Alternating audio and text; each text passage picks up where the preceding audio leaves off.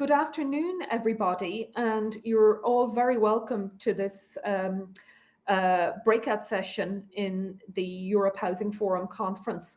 And this afternoon, we're going to discuss financing of affordable housing in Europe, the way forward. So my name is Michelle Norris. I am Professor of Social Policy and Director of the Geary Institute for Public Policy at University College Dublin in Ireland, and I'm delighted to be asked to chair this session this afternoon. So the session is going to examine housing exclusion and how we combat housing exclusion in a way which is affordable to citizens and stakeholders. And we also hope to demystify financing opportunities for new construction and renovation of housing in a way which promotes inclusion and addresses poverty. So it'll be presented by members of the European Housing Finance Alliance, and we hope we'll have a discussion on how to promote capacity building between authorities for the optimization of funding streams aligned with changing housing needs, and also how to simplify access to finance for diverse local actors. So you can see that I'm joined by three colleagues who will all be making inputs into the session this afternoon, focused on answering specific questions around housing finance and financing affordable housing in particular. So I'd like to introduce Edith Lakatos, who's Policy Officer with Housing Europe, which is the representative organisation for public, social and cooperative housing providers in Europe. So you're very welcome. And she's going to present the European Housing Finance Alliance perspective. I'm also joined by Jerry Muscat, who's head of division in the European Investment Bank. Thank you for joining us, Jerry. So I'm sure everybody here will have heard of the European Investment Bank, which is one of the biggest lenders in the European Union for social housing and affordable housing, and also finances many other important public infrastructure projects, including some of the buildings in the university where I work, I mentioned to Jerry. And then finally, we're joined by Bjorn Malans, who's director of the Flemish Social Housing Providers. And Bjorn is also a member of the board of directors of Housing Europe. So you're also very welcome, Bjorn. So we decided in organising the event that we wouldn't stick to the usual format of very long presentations, that we would try to have something discursive. So I'm going to open the session by asking the three panelists to reflect firstly on the following question: how can the right funding schemes allow for combining social and environmental goals? So Edith, would you like to address that question first of all? No, I will share my screen if you allow me.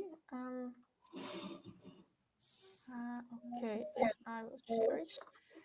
And I promise I will not go too much into detail in my presentation, but I just would like to show you some details about EU funding and how we could mobilize everything which is on the table. So I am Edith Lakatos. I'm a policy officer with Housing Europe, and it's a pleasure to be here. I will address mostly the EU funding in detail, because I think the EU has made a huge effort putting all the different instruments now on the table that we can use and combine with other sources of finance to address the affordable housing challenge. So we see that already in the previous funding period, cohesion policy dedicated more than 6 billion euro to housing. And Jerry will talk about it more in detail. But we already see that new countries receive EIB lending related to housing, such as Poland and Latvia, which was not the case before. So it seems that more and more countries are dedicating their money on housing and are recognizing the importance of housing in building sustainable communities. And we see that EIB has put more than 7 billion euro in the sector between 2011 and 16. We also see a big effort of the EU putting together the European Fund for strategic investment in the previous period, and we saw that affordable housing was one of the biggest area that got support when we talk about social infrastructure. So our sector got 2.2 billion. So we were there to be able to mobilize this funding which was put available, and the EU is going forward. There will be an Invest EU funding, which is the continuation of the EFSI, and there will be a dedicated window for social infrastructure, and affordable and student housing is already there in the recognized sectors that need more investment. Cohesion policy is also on the table now for 2021 and 27. More than 300 billion is available, and we see that the scope of ERDF and ESF are larger than before. So it gives us more opportunity to invest not only in energy efficiency of housing, but also in social accompanying, independent housing, housing for migrants and refugees. We also see this emerging new mechanism, which is called the Just Transition Mechanism, that will assure that nobody is left behind. And one of the biggest invention of the EU is the Recovery and Resilience Facility of more than 500 billion. That will give us a big chunk of money to invest in the sector. So we see that all these opportunities are on the table, and we will need to use this. Of course, this is not enough. We need also mobilization of national funding and financial instruments. But this is already a good start, and it shows actually that our advocacy efforts had its fruits, because the funding for housing is increasing year by year. I will stop sharing now.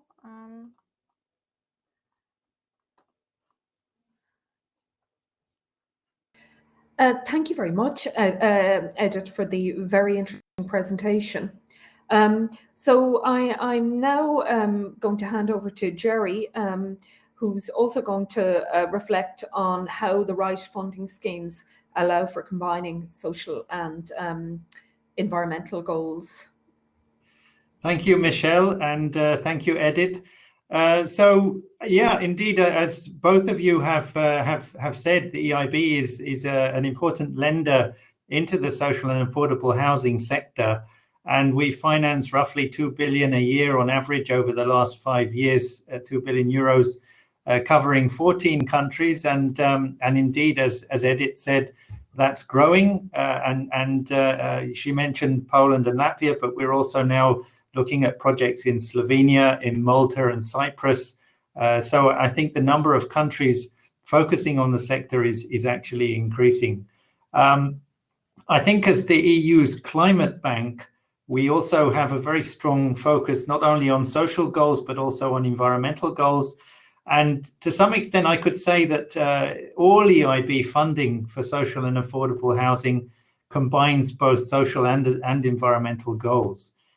In fact, over the last 5 years, I mentioned that the roughly 2 billion a year, 38% of that is what we call making a significant contribution to climate action.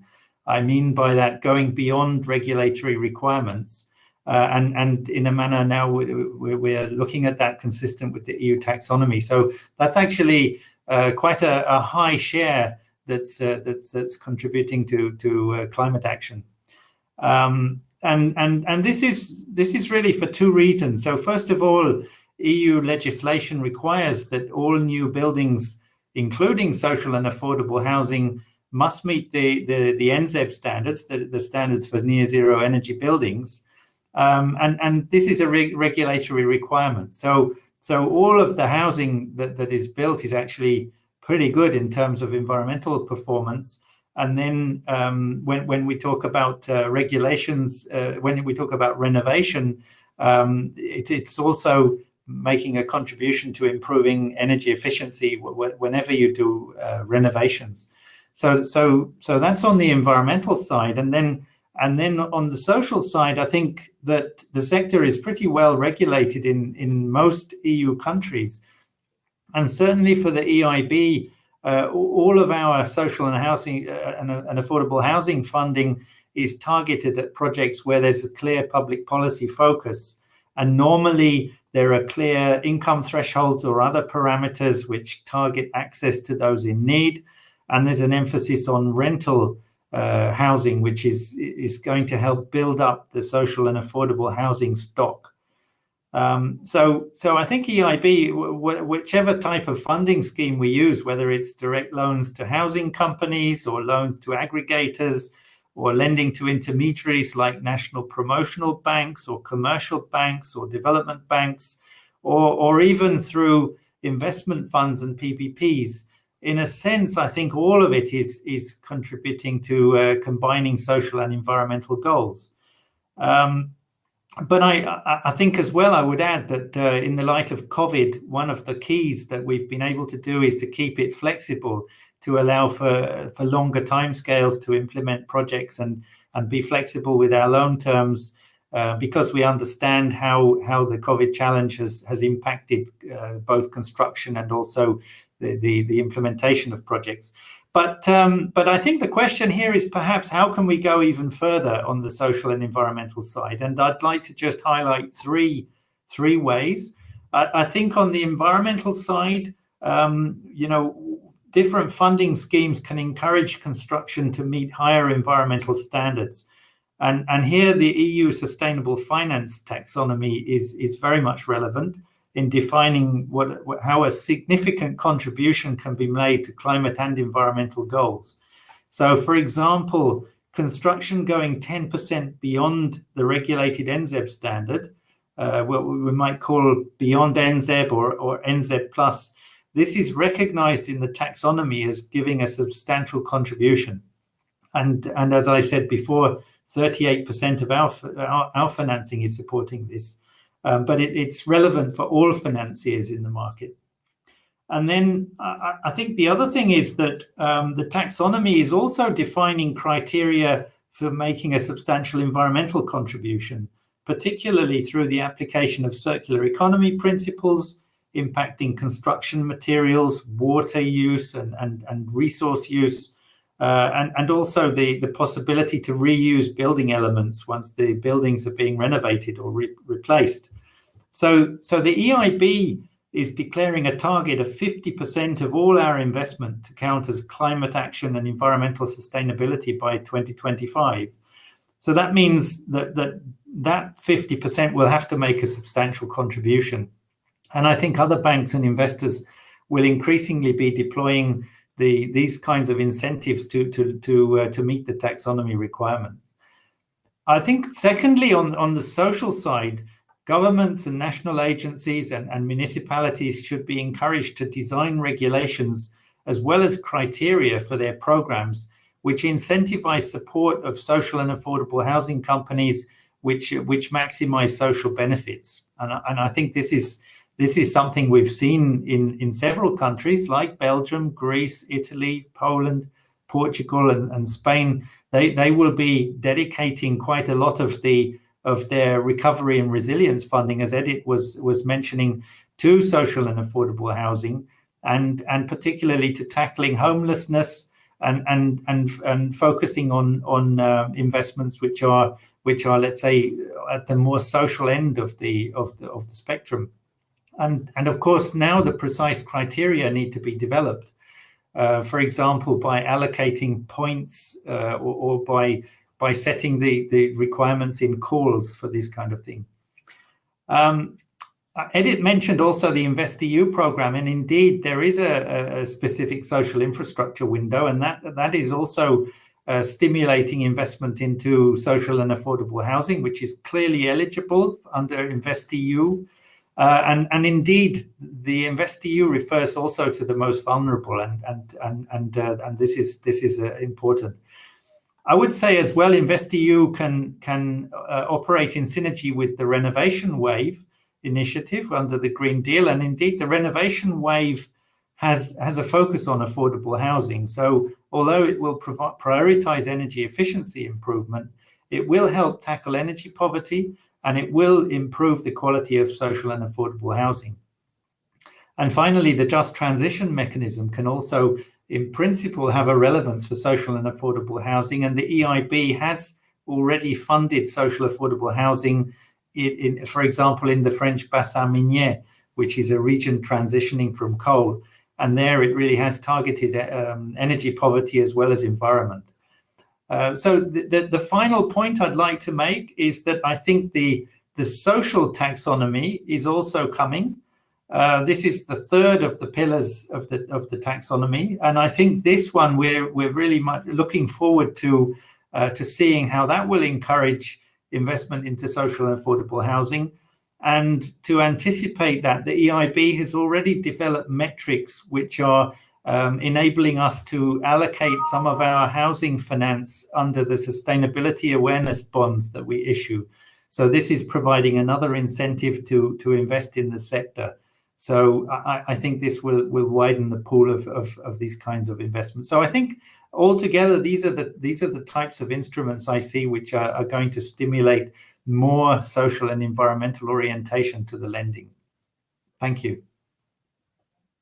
Thank you very much, Jerry. I noticed that we already have a question in the chat from an old friend of mine, Joseph Hegedus, from Budapest. So nice to hear from you, Joseph. We have some time at the end of the session to answer questions, and so I'd encourage anyone else who has any issues they want to raise, feel free to put them in the chat now, and we'll take some time at the end to answer your questions. But now I'd like to move to Bjorn Malans from Flanders, from the Flemish Social Housing Providers. So Bjorn, what are your reflections on how the right funding schemes allow for combining social and environmental goals? Thank you very much. I think what is very important is that there is knowledge, there is access to all these schemes that exist at the European level. I got involved in Housing Europe at a certain moment, and I learned about all these possibilities that were there. Elena, Horizon 2020, the European Investment Bank, things like that. And my first idea was, let's try to set.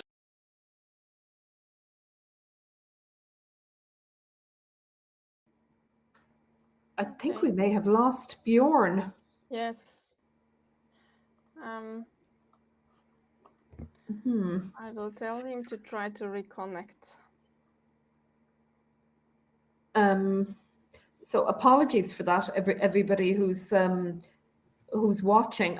Will we just give him a minute to try and rejoin?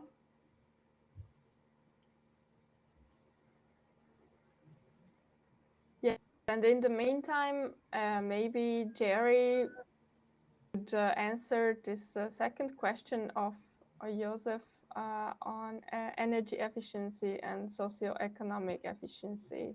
So he's asking, is there a contradiction between energy efficiency and socioeconomic efficiency? And if so, what is the position on this? Yeah, that's a very good question, and not an easy one to answer. I think that where often... Bjorn is back. Should we... I can come back and answer that later, maybe not to Yes. interrupt Bjorn. Yes, please keep going with questions, Joe, and So then we can watch it, and no we'll problem. comment. Bjorn, you're very welcome back. Obviously, the EIB could do with investing in broadband technology in Flanders, so this one for Jerry.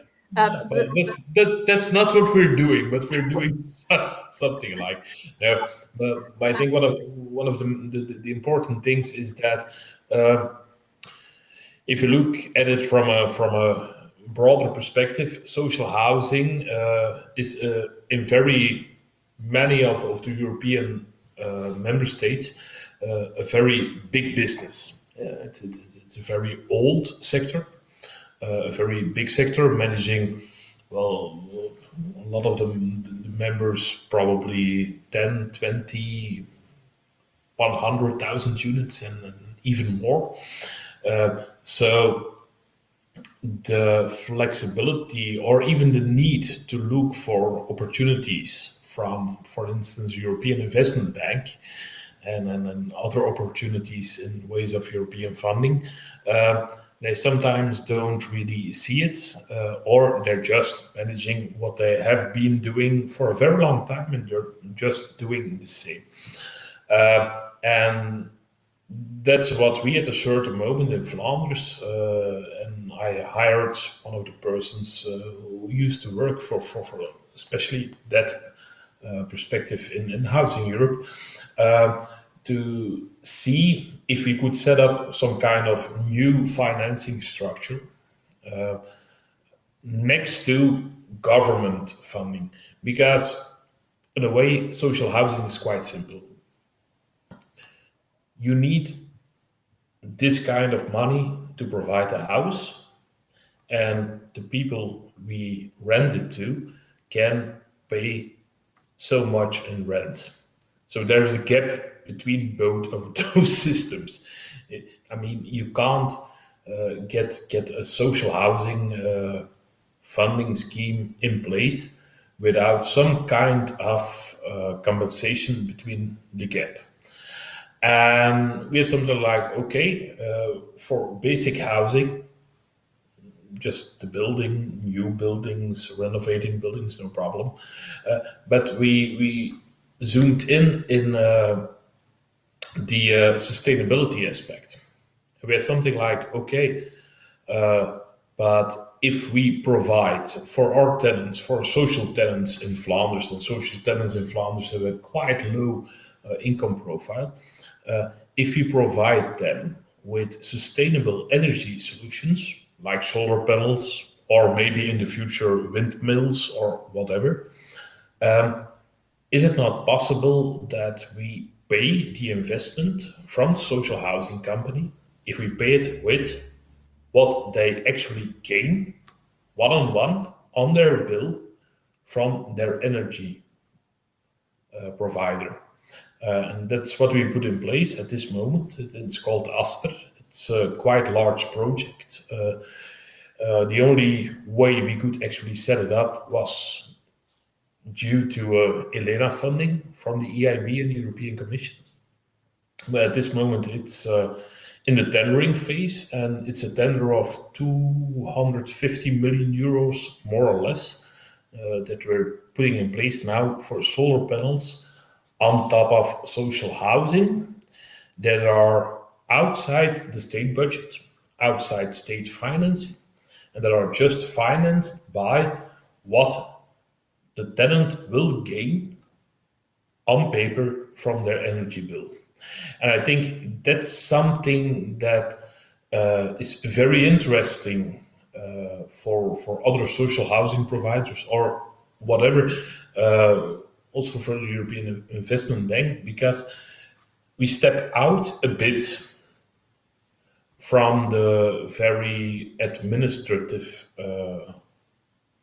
governmental logic. So it's not local municipalities that do that. It are the social housing companies that are still quite a bit detached not totally detached, but quite a bit detached. So that gives a lot of opportunities. And I think we should try to explore that kind of opportunities more. But at the same moment, and I have to be honest, it's a total private project, which means that we're trying to look for financing on the private market, also with the EIB. But the EIB is, of course, also in ways a private bank. But we're also in negotiation. No. Well. If you want money and you have no state guarantee, the EIB presents themselves as a private bank. But we have the same discussions with the big Belgian banks at this moment. But it's quite interesting because you try to put in place a business model a bit detached, not totally detached, but a bit detached from the social housing framework. And you try to put in this kind of more or less non-descriptive guarantee from the government that you're a social housing provider. And you try to combine that with the fact that you say, well, we will prove that we can get the money in the financing model. So it gives some it's not easy. I have to be very honest. We started with it outside the government. It would be much more easier just to ask Flanders to give us state guarantee and just go ahead with it. We didn't do that, but it's not easy. And just to conclude, we talk a lot about nurture in ways of how our children grow up and things like that. I think what's very important is that we also have to look at in our sector, it's policy and politics. And it seems the same, and more or less the word is the same, but in the end, it's not always the same. And I think the climate change is a good example where you see that policy and politics don't really match. But I think also in housing, it's also a very good example where it's not so easy to combine both. But it's a huge challenge to try to do that. And I'm sure that using all the opportunities that are available at this moment at the European level, also sharing in the Housing Europe community, for instance, the experience we have. I've been to Ireland to explain to the housing companies there what we were trying to set up. They were very enthusiastic, but of course, every local situation needs piecemealing. You can't. There's not something, especially in housing. There's not something like a one size fits all. But I'm sure that if we learn from each other, we can make huge steps, and especially, and that's what I want to conclude with, especially if you look at the European network at this moment, we are in a very dissimilar social housing market. I mean, in Greece, they have less than 1% housing. In the former European, Eastern European countries, they have as good as no social housing.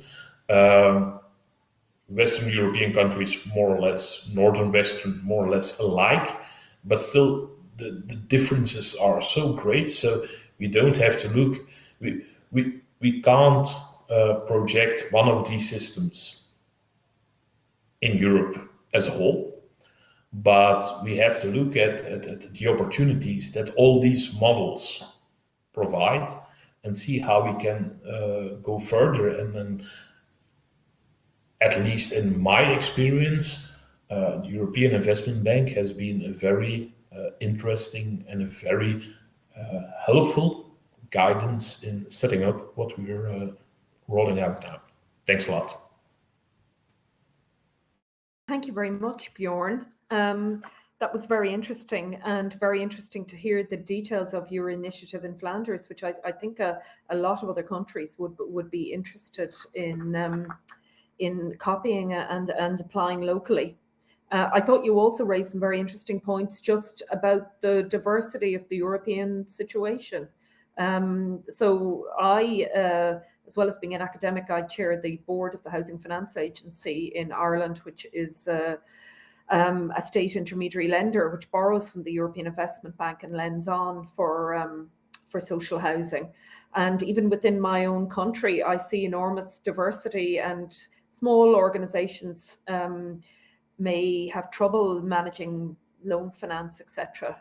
So that's one of the challenges we face at a bigger level within Europe, and maybe that's something we can discuss when we move on to discuss our second question. How do we cope with the diversity of housing providers, social and affordable housing providers, lack of affordable and social housing providers maybe across the entire European Union?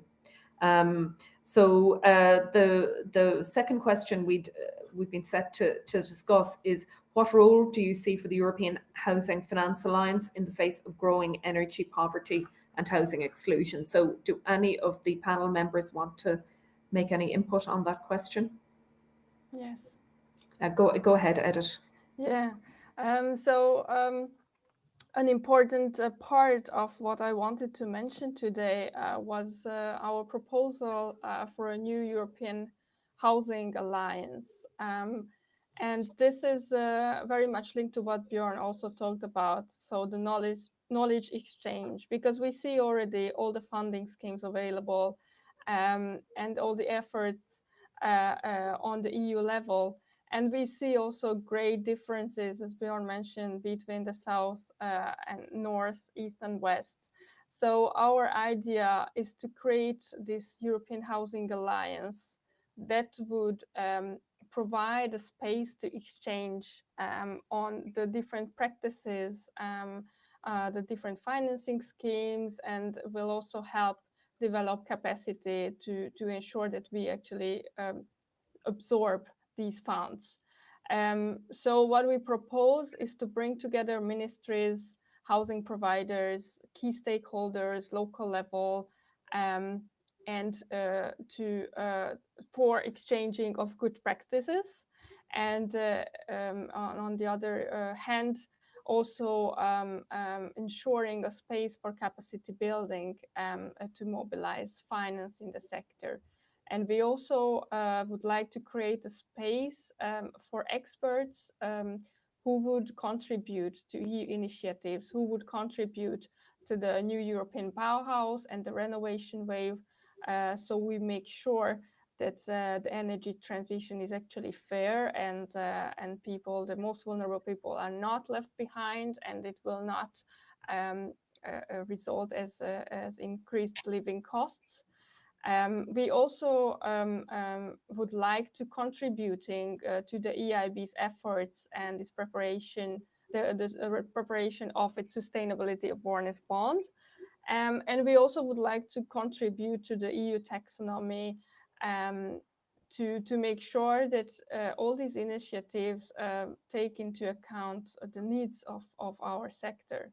And what I wanted to bring as an interesting example where EIB already participated is the French Alliance for Social Housing, which was set up 2 years ago, if I'm not mistaken, with the help of EIB, the National Housing Bank, and the Banque de Conseil de l'Europe, so the Bank of Council of Europe. So for us, it would be an interesting base to start working this European Housing Alliance. So to build on this working practice, we could already start working on European level and giving practices, good practices, and advice to the different initiatives that I mentioned before. And about the EU funding, so one reaction about the EU funding and what Mr. Hegedus asked about, so the long-term sustainability of EU funding and how we make sure that all this money will not be put in private hands after some time. Unfortunately, there is no how to say in English, I don't know. So we cannot ensure that the funding will not serve private interest, and we actually raised this to the European Commission. So the DG Regio, who is responsible for structural funds, set up a 5-year period when so after the construction of your social housing, 5 years you cannot sell your stock. And after that period, you can do whatever you want with your stock, which is not okay. And we raised this issue to the European Commission, and it seems that it was not taken on board. About the upcoming recovery plans, we also raised this issue because it's a big chunk of money which will go for affordable and social housing, and we want to make sure that it is really serving the people which are most in need. And it seems that the European Commission has not considered this issue so far. And there is also, on the other hand, this issue of renovictions when tenants are priced out of their housing after the energy efficient renovation. So this is also an issue that can happen in the future.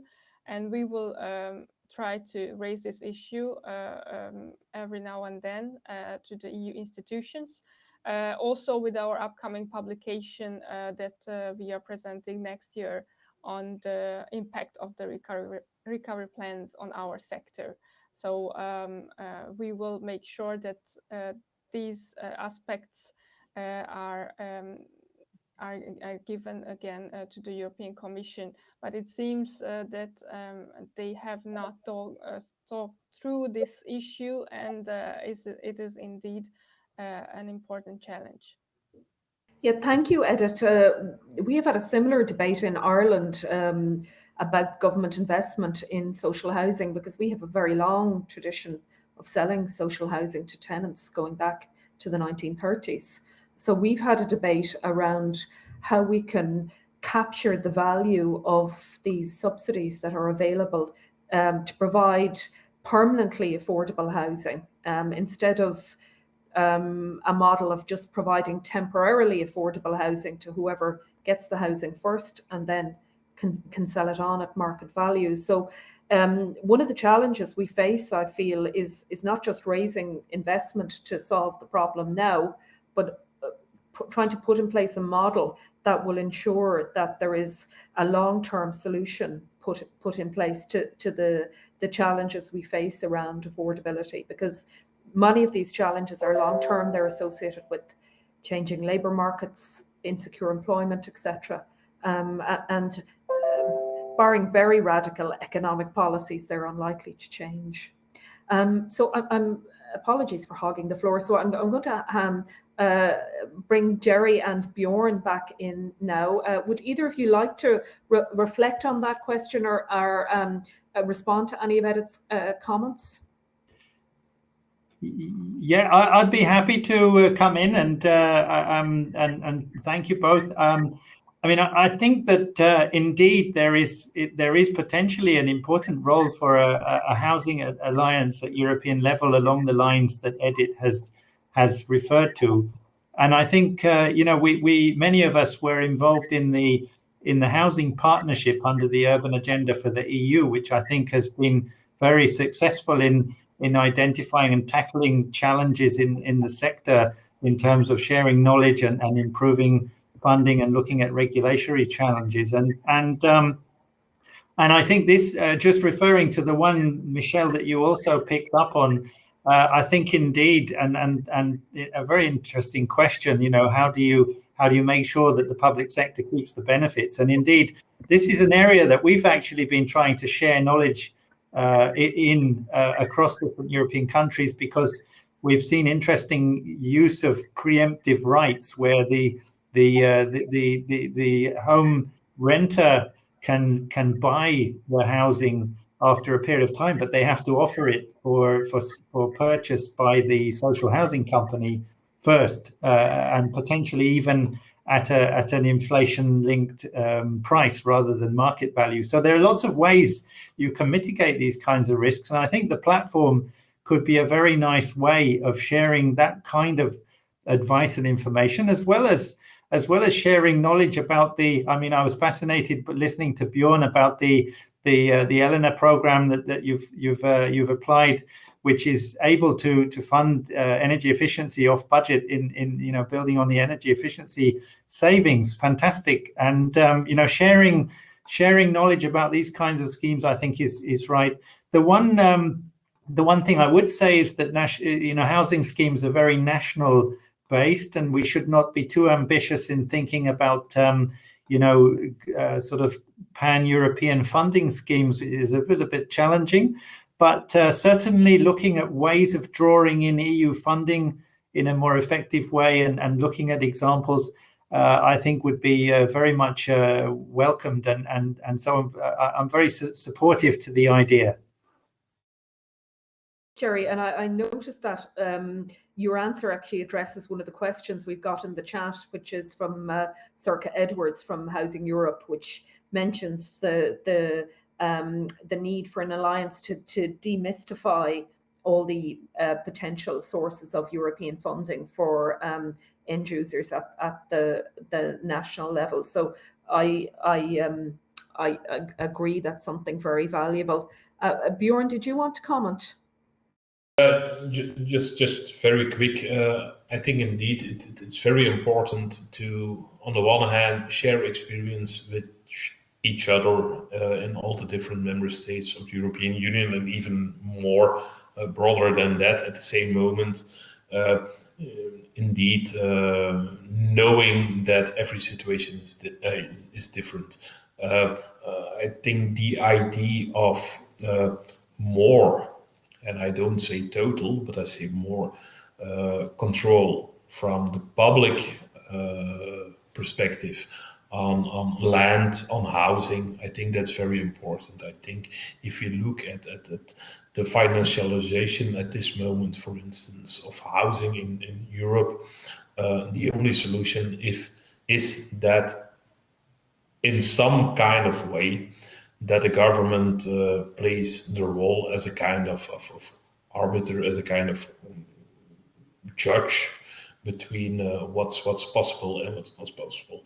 I think that's very important. At the same moment, from the social housing perspective, we should never forget that there's also a very important silent majority in poverty that we will never hear, that won't complain about the housing prices in Amsterdam because they're not organized, that won't complain about the housing prices in Dublin because they're not organized, that won't complain about the housing prices in Brussels or Antwerp. And that's, of course, the main target group of social housing. And I think we should keep always in mind that we also work, especially with public funding, for that, also for that target group. And we should keep a balance between trying to steer the general housing market, but at the same moment, never forget that there's a group of people that if we don't provide housing for them, nobody will. And that's, in my view, the biggest challenge in my job. Thank you very much, Bjorn. I've got a message saying please wrap up at last 60 seconds, but then underneath that it says 5 minutes of extra time. So I do have a rebellious streak. So let's just take an opportunity to answer one of the other very interesting questions sent in by Joseph Hegedus. So the other question he raises, which I thought was interesting, is whether there's a contradiction between energy efficiency and socioeconomic efficiency, social targeting. Is there a contradiction, and what are people's positions on how to address this? Does anyone have any comments?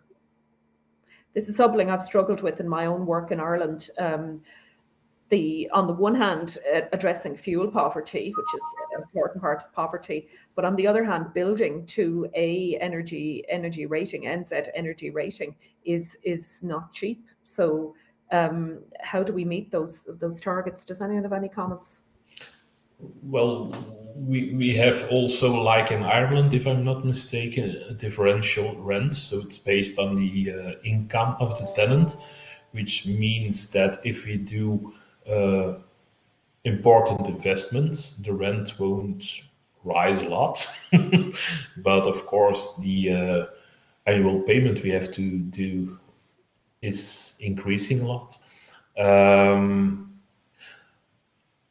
I think one of the possible solutions is what I said about the Aster project is in the split incentive approach, where you but we actually and it's put in law in Flanders, so it's not that we can do what we want. It's actually put in law, so we have to prove one-on-one on paper that no social tenant will pay more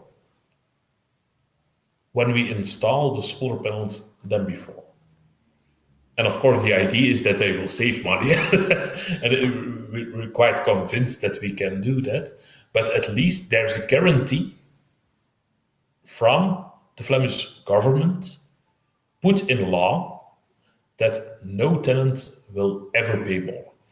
And I think that that's the idea, but it means, of course, that you have to think very well, and you have to make very elaborate schemes about how you do this kind of investments. And solar panels are, in a way, quite simple. I mean, when the sun shines, you get energy, you see that on a measure machine, and that's it. Of course, when we look at, for instance, insulation, how can you translate what the insulation saves on the energy bill of the tenant? That will become quite difficult, and it's very hard to work out working models with it, especially because it evolves in every way. I mean, the energy prices are through the roof at this moment. Thank you, Born. I think that's a real example of how creative thinking can address these problems, and in particular the problems we share of income-related rents, the challenges. They're affordable but not sustainable financially. So I'm very interested to hear your comments. Did either of the other speakers want to come in? Yeah, if I may, Michelle, I think that Bjorn has kind of proved it with his scheme that it can work in rehab. I think that if you look at new build, this is where there's typically the challenge is often put. And I would say simply that many of the times it's not actually the increased cost of construction to higher energy standards that's at stake. It's rather that there needs to be better planning. And if you plan it in up front, you can do it for more or less the same price. Maybe that's a bit controversial, but I think planning is key to enabling higher energy efficiency performance without it necessarily increasing the cost. Jerry, I agree from my own experience. Once things are planned and things like modular construction can be used, etc., that's how you address some of these challenges. So there are means, but it requires creative thinking. So we've now taken up our extra time. So I would like to say thank you to everybody for contributing great questions. And also thank you to the three speakers, to Edith, to Jerry, and to Bjorn for their very interesting discussions. And I hope everybody enjoys the rest of the conference. Thank you very much for coming. Thank you for the moderation, Michelle. Yeah. No. Yes, we've 15 seconds, so I think that. Thank you. Bye, everybody. Thanks a lot. Thank you. Bye. Bye.